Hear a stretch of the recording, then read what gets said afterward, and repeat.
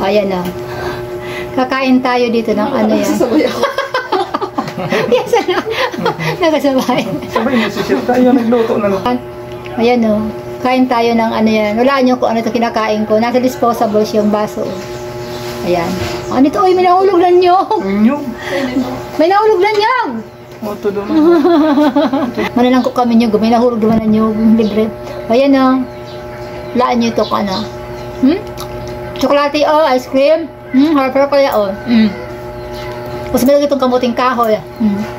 Ang flavor niya, ano, chocolate.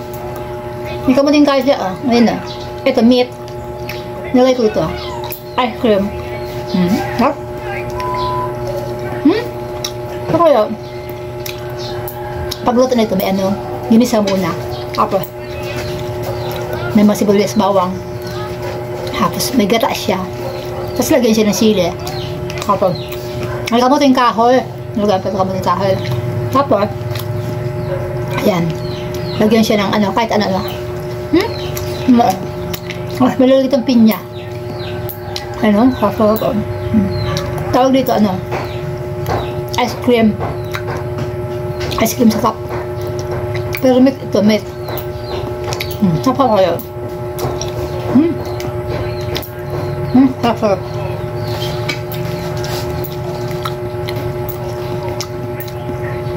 ito pag mainit pa. Gusto ito nilalagyan ng ano, pansit. Pansit ba to? Kaya ganun pansit ba to? Tapos, ihalo na to. Ice cream ito ha, ice cream. Meron ito gulaman. Budoy! Ano nilagay mo sa maya mo? Sarap. Ang tumanghang.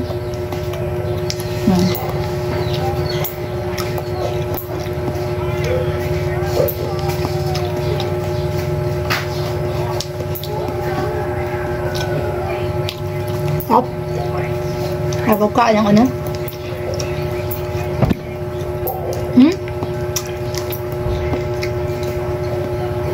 Sarap pala akong flavor chocolate. Ang gusto mo? Dapat ito may kanin pa. Dapat ito may kanin. Tawad mo na kaya? Kapag kanin dapat ito ilalagay. Parang nanuna ako. Kawan na. Ito ang tsokolate. Tsokolate meat. Nga may kamuting kahoy. Nila kunti. Amerikado.